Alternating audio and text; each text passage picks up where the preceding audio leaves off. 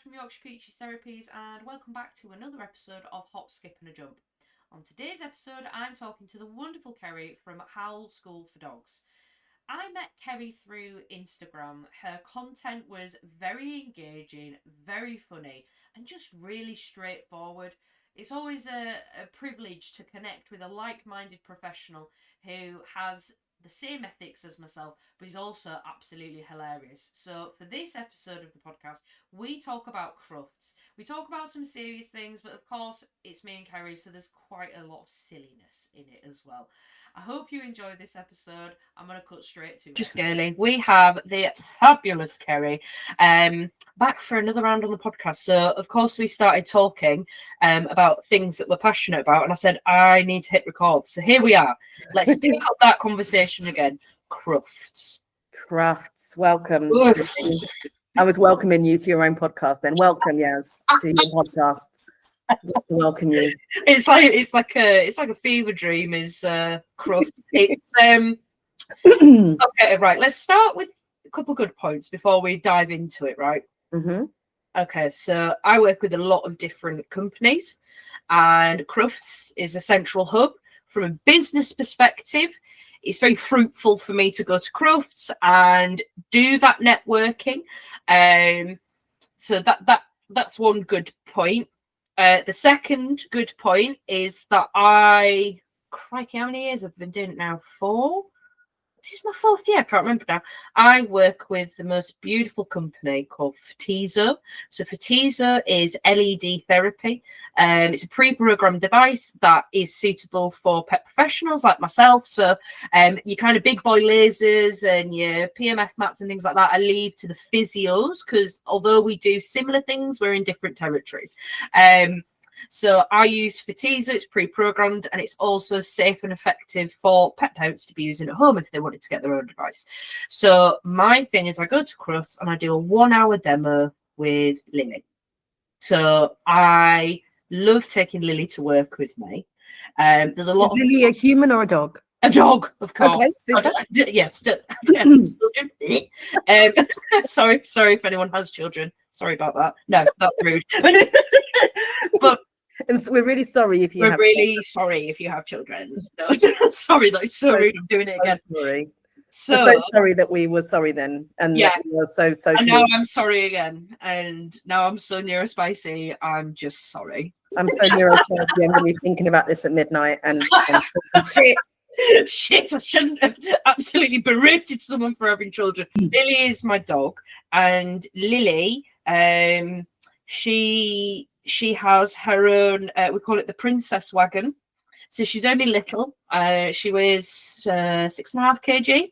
And Norma. She's how much Norma? Norma's 4.5. Oh, so she's super tiny, isn't she? Tiny baby. Oh, sweet angel. Oh, tiny baby. So she has the princess wagon, and in the princess wagon, no one can touch her. No dogs can sniff at her.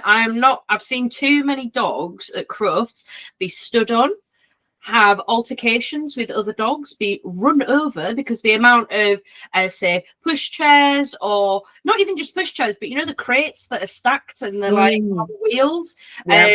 There was someone that was watching. Oh God, I can't remember what happened now.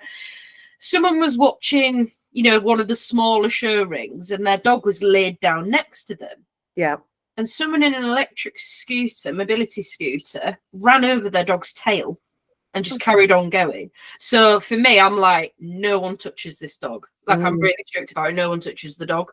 Like, me and Louise were like little bodyguards for her. Yeah. So we go and do our hour demo, and I just massage Lily, and I FTISO her and show people how to use the device. But again, no one can touch her. And then we do our stint, and then me and Louise go and hide in an undisclosed location that's really quiet. And I'm not going to tell anyone where it is, because I find it mega overstimulating being at CRUFTS. I find it very... Is it a Greg's? It's not a Greg's. It's not a Greg's. It's just it's a particular hall at the NEC, which is quiet. Like, it's not like... so like, that there's certain breeds, there's going to be a lot of entrants in those categories, and there's going to be a lot of members of the public wanting to go and watch. So like the Labradors, like everyone wants to go see the Labradors or the Golden Retrievers, or like this really, really popular breeds. Whereas we hide in the. I'm not even going to tell people. I'm not even going to tell people because I don't want people to find me. There's a reason I go and hide because I find it incredibly overstimulating, and also Lily needs a break. Will you tell me afterwards? Yes, of course. Thank you. I'll never be there. Just so you just want to be in the loop. Yeah. I will make Otherwise, sure I'll that just you're be in the loop. messaging you at midnight saying, "Oh, go on, just go on, just tell me where it is." It's honestly, we dropped on it. Was it last year? I think it was last, and it was just ace. Me and Louise were just so Lily was in a princess wagon. She had a little chew or whatever, and then she went to sleep with a little blanket, and me and Louise were just crocheting. Eating a cheese sandwich. I'd come to Crufts if that's what it was all about. Just sitting crocheting, having a cup of tea with a couple of decent humans and a couple of dogs. Brilliant. But I've never been to Crufts, and I don't think that I ever will. No. Because I find it, and I don't watch it on the telly either. No.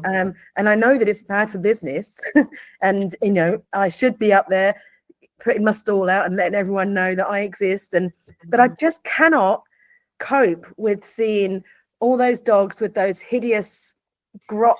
It's like cheese wire. Some of them are like cheese wire. Yeah, I hate that. The overstimulation that's going on.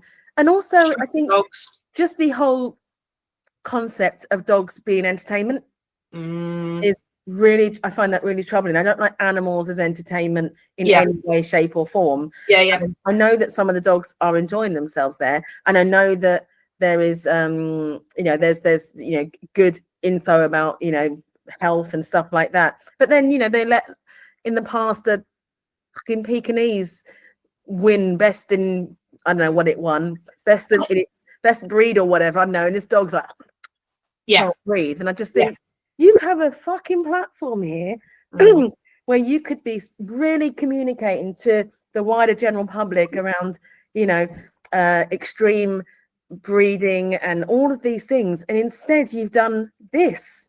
I just think that is just woeful, and I can't be a part of it.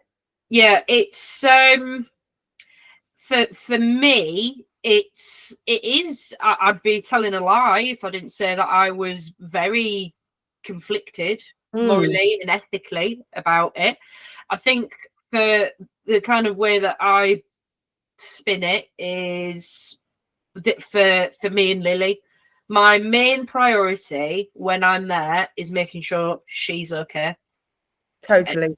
That's the top and bottom of it. So it's like another thing that I can't bear is when trade stands have dogs on the stand all day. I hate it. It's not fair. It's not fair. Lily does an hour and no one's allowed to touch her. Yeah, perfect. Like, and it's just mummy, mummy's just working there, and she's like, if a camera's there, honestly, it's she just knows how to pose for a camera. She's hilarious. But I know with my other dog, Peggy, who's a Romanian rescue, she will never step foot in Crufts. Yeah. She's massively lead reactive, or barrier frustration, whatever you want to call it. She's just got big feelings when she sees dogs and certain types of dogs. Fizzy dogs, like spaniels or collies. She really takes issues with them. And then Rodney is he struggles massively with hyperarousal. So he also will never put a single toe in Crufts. Lily is out of the three of them the most kind of level-headed, and she's she does 1 hour's work, and then we just sit and chill. Sorry, go on. I was just going to say, to be clear, absolutely zero judgment of you. No, of course not. And I think it's okay to have different opinions about things. Absolutely. I think for me, Crufts will continue whether or not I go. So what can I do to make a difference? Well, I can speak to people about pain. And this is the conflict I have, because I'm accredited by the APDT, the Association of Pet Dog Trainers. I'm listed on the ABTC, the Animal Behaviour Training Council. And I know that they are represented at Crufts, and the APDT have asked me before, you know, are you going along to CRUFTS? And I think, you know, it would be good to be there, to be able to share the education and to get hold of more people and share the ethics of ethical, reward-based dog coaching behavior, etc. But then there's the other part of me that thinks, if I go there, am I giving tacit approval to something I fundamentally disagree with? So I and I'm so principled to a fault. Yeah. That I will always be a poor person because of my bloody principles. You know, I get the amount of companies that send me stuff on, because I've got loads of followers on TikTok. I get companies sending me shit saying, you know, oh, do you want to promote this? And I'm like, that would pay the mortgage, but you can fuck off, because that's cheap plastic crap, and I'm not selling it. I'm not selling that because it's been shipped over from China. I'm not selling that because you know what I mean. And so I'm just destined to be a poor person, and but they'll be on my gravestone. But she had principles. I think that in the animal industry as a whole, if you want to be profitable, like properly profitable, you have to be unethical. Yeah, totally. That's the top and bottom of it. Totally. That's my chief complaint with, you know, with doggy daycares and people that do like group dog walking. In order for them to make money, the welfare has to go out the window. So unless people start seeing the value in somebody looking after their dog and pay more so that people can have maximum 4 dogs and they can take that time to make sure that they're well suited and they are rested and all of that. But until people are willing to pay extra and value that, people are going to be cramming in all the dogs and making a living. I mean, I'm not saying that if people paid more, people wouldn't still do that, because people are fundamentally greedy at times, aren't they? Not everyone, not all doggy daycares. But it's the same thing. Often, you know, in order for people to make money, the ethics have to go out the window, welfare has to go out the window, and I would rather be poor and look at myself in the mirror and know that I'm not compromising my values. 100%. And I think that I mean, when I was a dog walker, this was before I was a therapist, maximum 4 on daycare with me, and we used to go for a walk in the morning, and then I paid for a license so they could come to my house. So they would then play with my dogs, and then I got a big garden, nice secure garden, they'd have a play, and then at lunchtime, do you know what they all did? They were asleep. They were sleeping. Love that for you. They would sleep. Love that for them. And then we'd go out again in the afternoon, we'd have another walk, we'd have a little wash down. I had, I still got it actually. It's a Karcher, not one that you clean your pavements with, but it's one designed for taking muck off, like bike wheels and pushchair wheels. If you put boiling hot water in that, by the time you use it 2 hours later, it's warm water, you know, to rinse their feet off. And that's, ladies and gentlemen, it's basic science. But honestly, the amount of people using fucking cold water, or not even doing anything, and dropping them off covered in fuck shit and God knows what else. But I made nothing. It was £15 for the day. It was absolutely appalling. And then I see there's someone local, and they do daycare. Where they cram up to 20 dogs in a van, take them to a secure field and open the doors. And then people wonder why their dogs are barking excessively at home and can't stand the sights of seeing a dog on the street when they're out and about. But see, we're never going to get rid of people looking after people's dogs. That's always going to be a need. But I think, so then let's reshape this. Let's make it so that people can make a living, so that they and also so that they invest in their education, so they can recognize the behavior, even if it's just recognizing stress signals. And so that people can have less dogs, but it can be quality daycare rather than the hideousness that is so many daycares and so many walks when people go with their dogs, you know, when they take their dogs and they have them all in a secure field for hours, and they just come home off their tits with adrenaline and cortisol and just can't bear the sight of dogs. I think one of she's a customer of mine actually, but she is a force-free trainer, and She runs a day's training for dog walkers on how to be better dog walkers, how to build a nice group and identifying when it's not, when there's something that's not matching. Nice, I think she calls them pattern games and stuff that you can play with dogs. Games.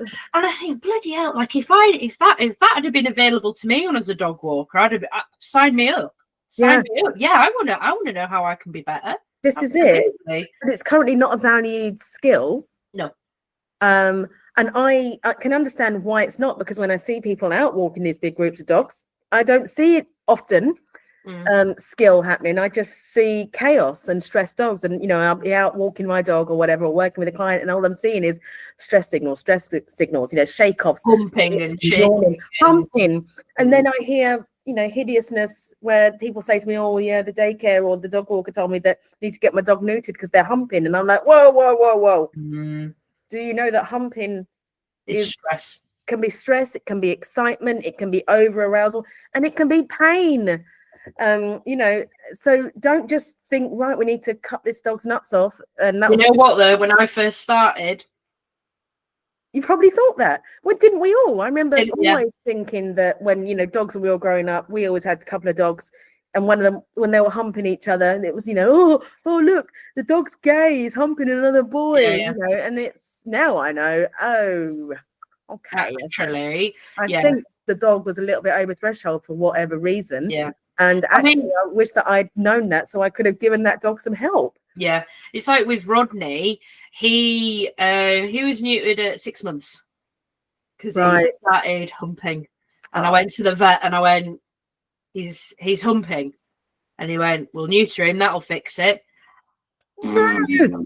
And now I live with the consequences of those actions. But I always say to people, you do the best you can with the information you have at the time. And weirdly, Rodney never did stop humping. Right. He still humps. That, isn't it? He has his tea. And then we've got oh my God, I'm obsessed with buying dog beds. None of them bloody sleep in them. They sleep on the sofa. But anyway, we've got this big kind of blue donut bed that's in the kitchen. Say it again. Say donut again. Donut. Oh, love that. Is it my Yorkshire twang? Donut. And that's donut bed. Is it hot when I say it? Donut.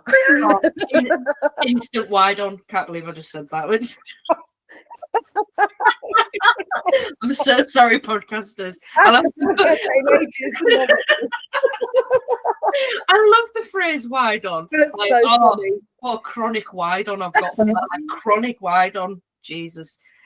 Tell me I read too much about chronic pain. I'm talking about chronic wide. Oh my God. I'm here for it. What was I talking about before the wide on? Rodney, donut bed, and he brings it in to the living. So we'll be watching TV. He'll bring it into the living room, and you can see. And I go, he's gonna hump that Addy, and he's going he's like looking at me, and I'm like, you're gonna make it sore, darling. I don't know how to help you in this situation. And I just wait until he's out of breath, and I go, "Are you good?" You don't even get on with it. It's self-soothing, isn't it? For whatever reason. It's just and that's just kind of what he does. But I forget that. So when people come round, like, and we don't have many visitors because I've got dogs, and it's effort. It's effort. Yeah. I've got ferrets and dogs and guinea pigs, and I only have dog people in my home and stuff. Absolutely. But I forget that this is actually quite not offensive behavior, but it's a behavior, isn't it? That's really kind of, and he kind of brings. It's not one for polite company. No, it's not. So when he's going at it, and people are like, I'm like, he's looking him square in the eyes and doing it. How was your dinner? Like, I'm like, he's just working some stuff out. Like, that's just what he does. And when I try and work stuff out in front of people, no one has got any sympathy for me, or there's no generosity. I mean, if you started humping pillow in my living room, I'd be like, Kerry, mate, you've obviously got some big feelings there. I'm just trying to work through it. You want to talk about it? Do you want right now? No, you just want to okie doke. Give me 2 minutes. Yeah, that's fine. Chat about it. Rodney says, can he have the bed after? You are next in line. Next in with the donut bed. But that's just what he does, and I'm like, yeah, you know, I've got bigger things to tackle with. You've got bigger donuts to hump in life. I've got bigger donuts to hump in life. Yeah. It's like when Peggy stands on the dining room table and goes, "What are you going to do?" And I go, "Nothing, darling. Absolutely if you not there, that's fine. That's okay." She just likes being at height. Oh, you know what she's doing there, don't you? Is she dominating me? She's trying to dominate you there. Oh God, you know what? That reminds me of, by the way, that is not true. Anyone listening, it's nonsense. But you know, I worked with the client once, and this is no criticism of the client, it's criticism of Caesar. Yeah, Caesar. Caesar Milan, fuck it, let's just say his name. Sue me. If it's not true, Caesar, sue me.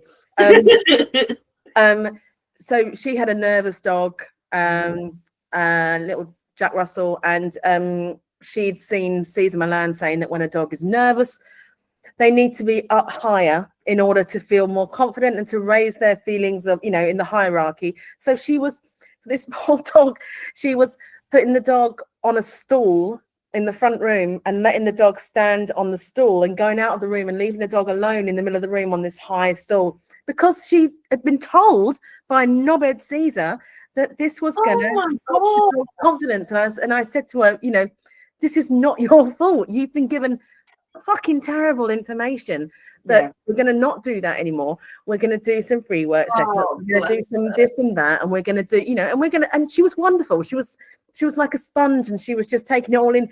And so this is why I get so fucking effing and jeffing all over the shop. Right, so infuriated, because these people are desperately trying to help their dogs and being fed utter nonsense. Utter nonsense all the time by these idiots, and these idiots are making so much money exploiting dogs and their guardians. I don't know if you saw them, but I was doing like a politician thing. You know how politicians do that thing where they hold their thumb over so they don't personally point? I was doing that then. I'm ready. Right. You're preaching, gal. I'm here for it. I'm front row. I'm ready for this. That is so like well, firstly, I feel terribly sorry for the pet parent. Because she would have done that with the absolute best intentions. She totally did. Lovely woman. Absolutely best intentions, and wanted her dog to feel brave and confident. We build confidence through trust. That's through trust and just nice things and being a safe person. And so like with Peggy, she just likes being at height. She climbs. She loves it. She loves it, and I think back to, she came from a kill shelter, for God's sakes, and she was in a pen with another dog called Polly, who I fostered as well at the same time. I was like, right, they're both coming. I'm not having one left behind. I was like, if they're good together, fetch them both. And they were gorgeous. Oh, they were beautiful. But in the pictures, it's like it's a run, a concrete run. And then there's a kennel at the top, right? And all I can think is that's where she felt safest at height, where potentially other dogs couldn't get near her. And then if you look at like the water bowls, they were kind of like metal dishes on a metal fence, which was a see-through metal fence to the dog that was next door. So your ultimate resource is next to your ultimate resource. Do you know what I mean? Like water. Was potentially in. I don't want to get my words wrong. Like vital, and then you've got another dog there whose water's also there. So it's another kind of like it's a pinch point, isn't it?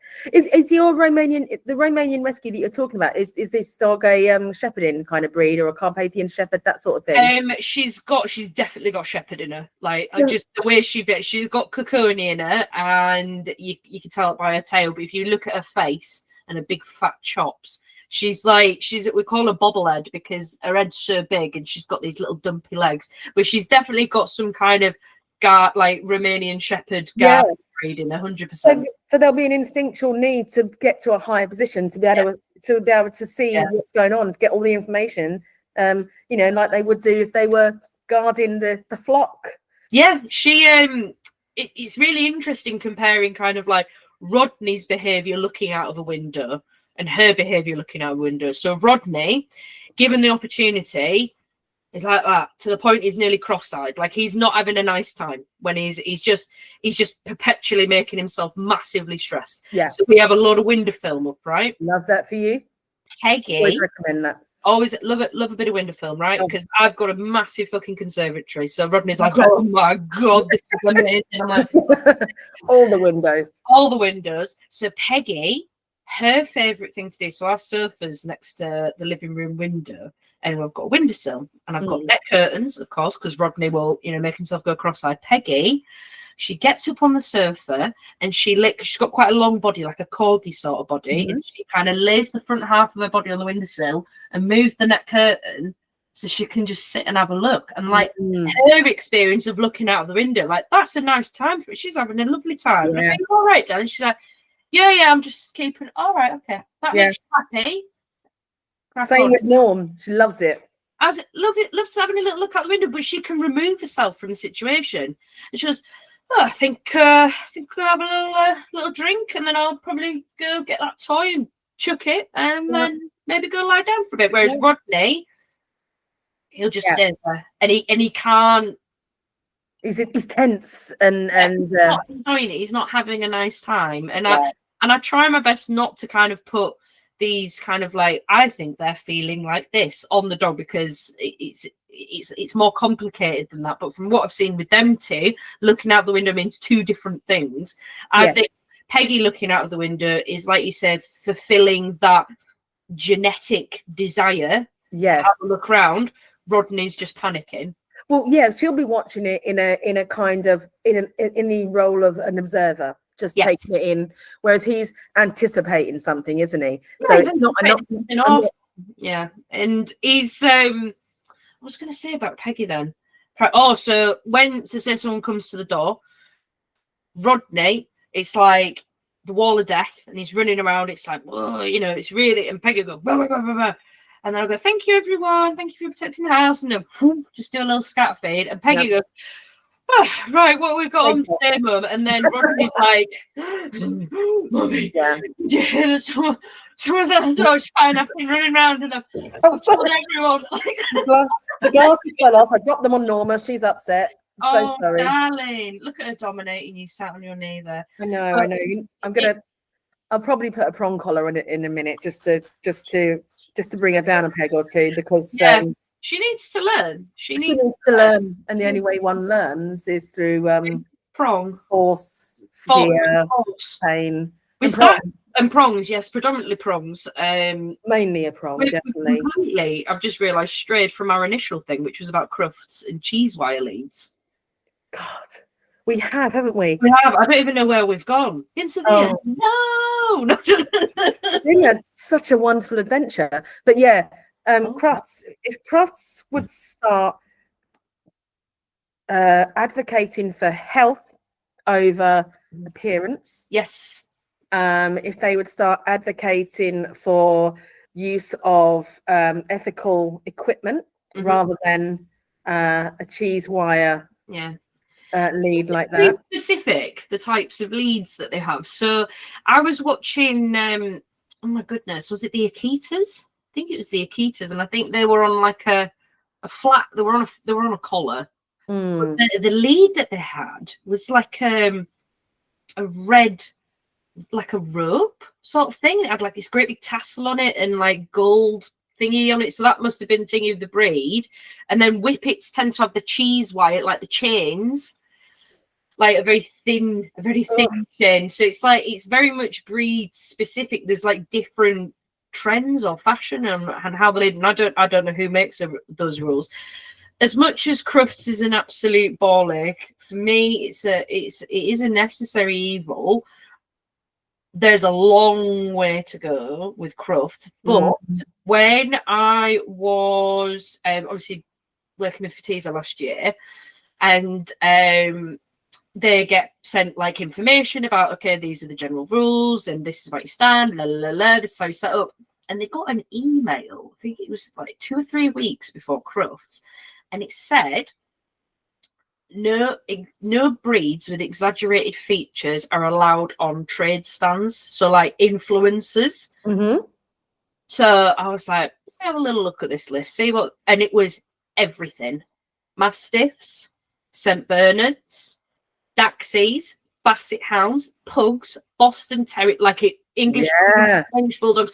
The list was massive. And it basically said, if you have influencers coming to your stand, they cannot be any of these breeds. And it was a big list. Wow. Well, that's great. So that's a step in the right direction. And that's influencers, because if we start, bloody hell, if we look at influencers, a lot of them are breeds with exaggerated features. Now, Lily doesn't fit into that category, but for me, I was like, how are they going to police it?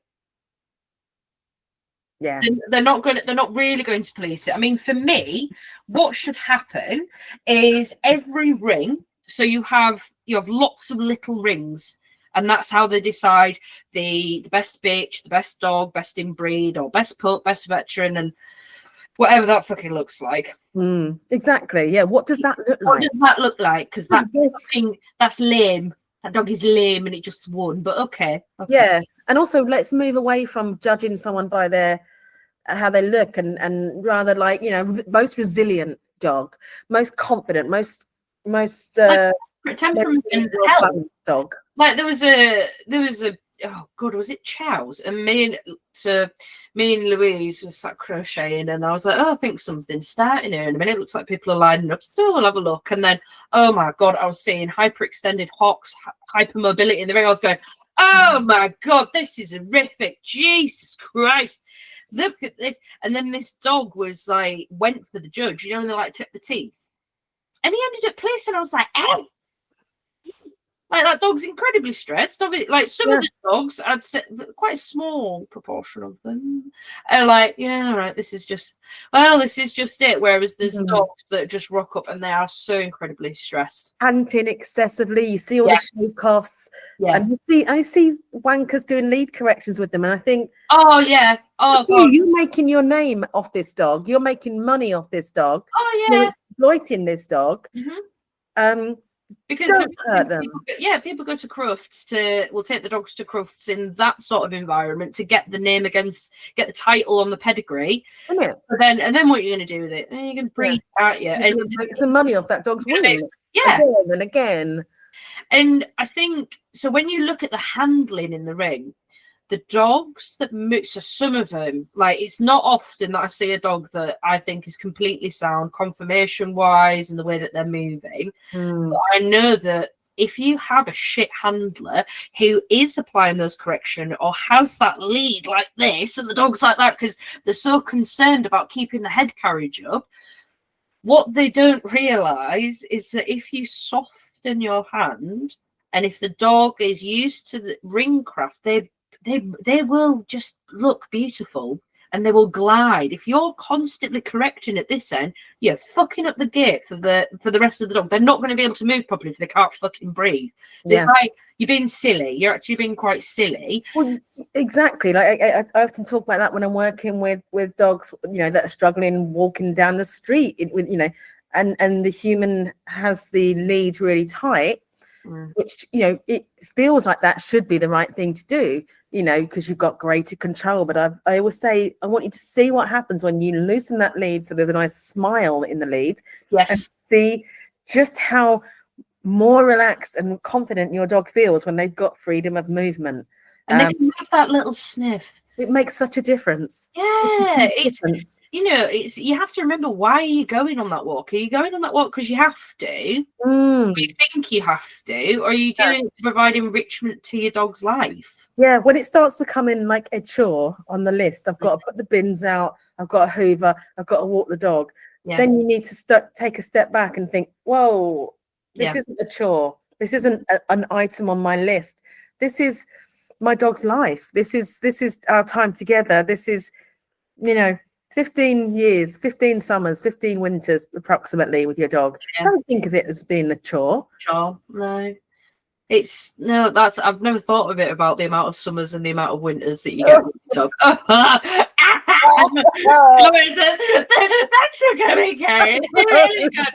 No, but it's right. I think for me taking Lily to CRUFTS, I love in kind of like a weird dance mum kind of way, I love people looking adoringly at my beautiful dog and they go, oh, isn't she beautiful? Yeah, you can't touch her though. She's working. She's a fucking star. She's a star. Is this dog? Baby sent from heaven. Well, this is it. I have that every day with people wanting to touch Norma because she's beautiful. But she's I think delicious. Absolutely delicious. And I'd love to just eat her. But at the same time, I also feel very passionately about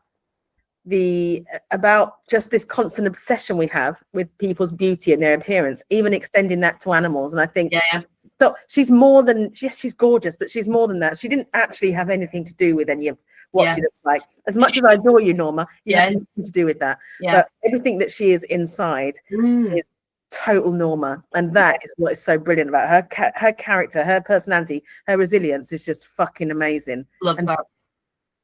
I love that for you and for her as well. Like where did I go? It was we went out for dinner one night and Lily was in the princess wagon and she was at the head of this table in this restaurant. It was pretty quiet because we went out from the NEC and we're all just having this lovely dinner and Lily was just asleep. She had like her stuff and this waitress was just like, absolutely, she says, I cannot believe how beautiful this dog is. I can't look how good she is. I was like, she just enjoys company. She just like, this is for her. This is lovely. Peggy won't give a fuck. She'd be like, oh, boring. Like walk off Rodney and be like on table like, I'm panicking. Like, whereas Lily's in the princess wagon and she's just having with a cigarette. Yeah. She started vaping, so you can pack that in. So get back on the mobile lights. Yeah. That's it. She's like that with a little G&T. Yeah. Hello, darling. Yeah, I know everyone does me. It's just something I've got to live with, Mummy. It's just something I have to live with, Mummy. And exactly, I think her and Norman would get along well.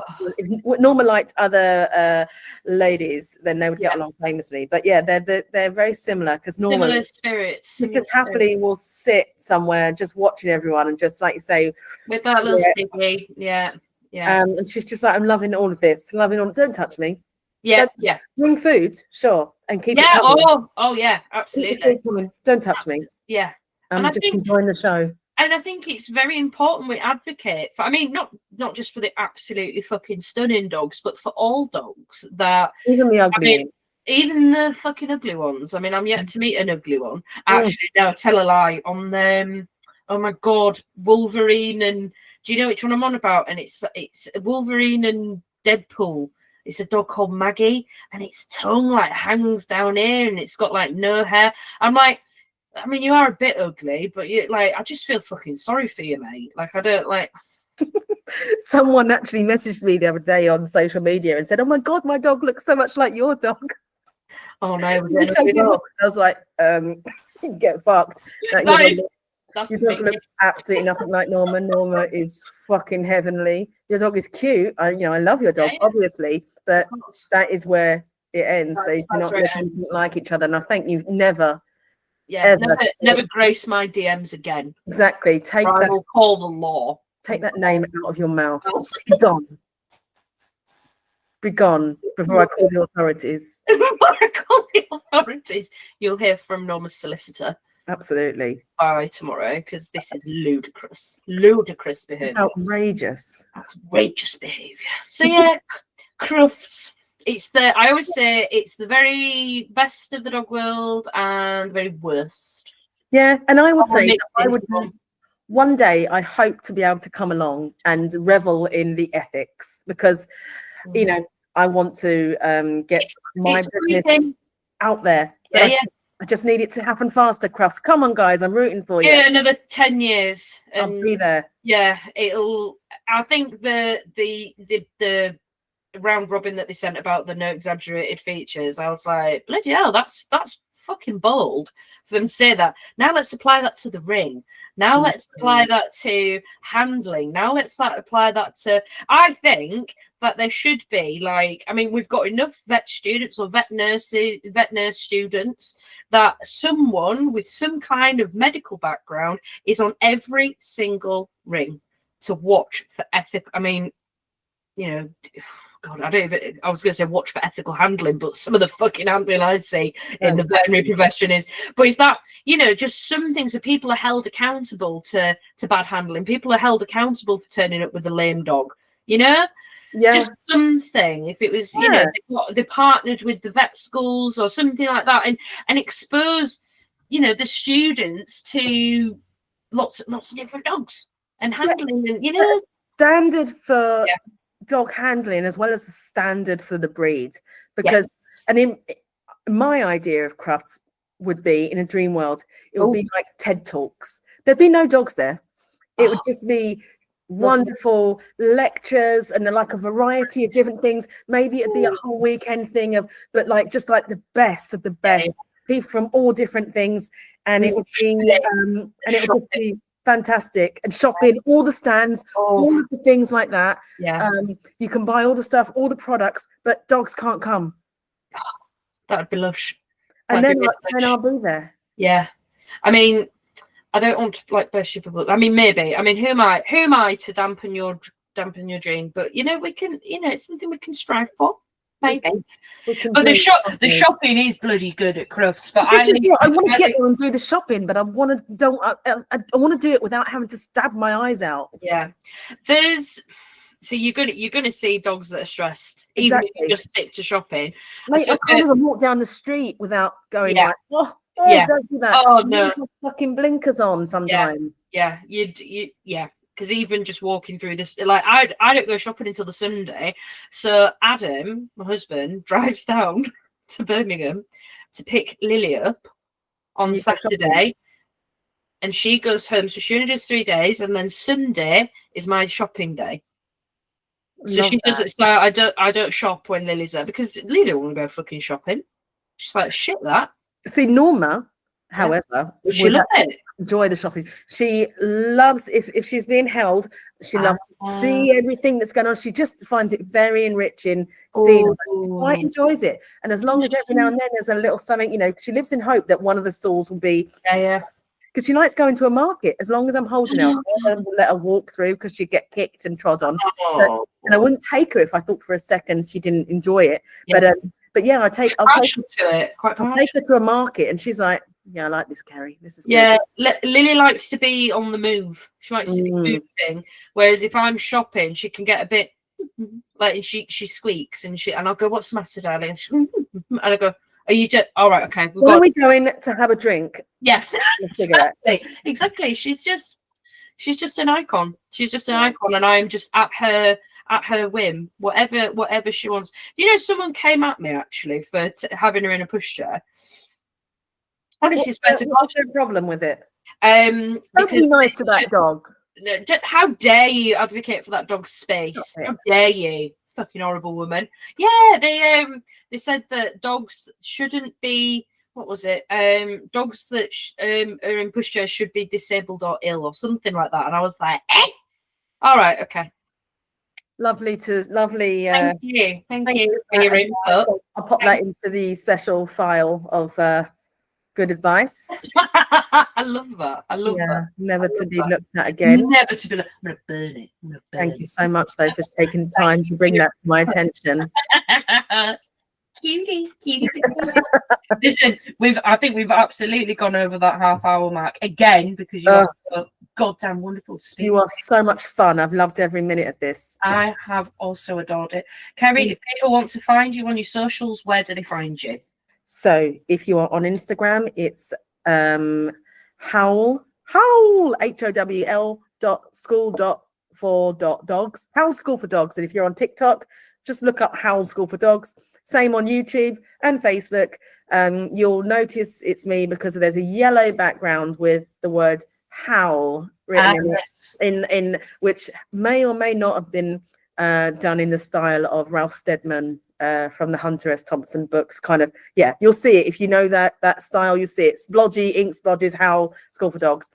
That was a long way of saying it, wasn't it? Thank you, Kerry. I loved every single second of that explanation. Oh, I'm wearing yellow. For your logo. Thank you. You're representing yellow. Repping. Kerry, thank you so much for your time. Always a pleasure. It's such a pleasure. I love talking to you. Love learning about pain from you. I love that you're as obsessed with pain as I am. And totally obsessed. Yeah. Totally obsessed. It's actually a bit of an issue, but you know, it's my hyperfocus. What can I say? We're working through it.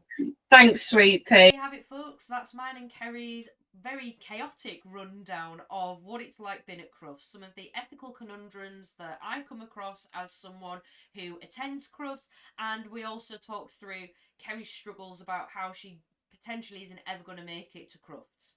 I hope you've enjoyed this podcast. Please make sure to like, share, follow both myself and Kerry, and lots of love to you and your dogs, and I'll speak to you soon. Take care for now. Bye.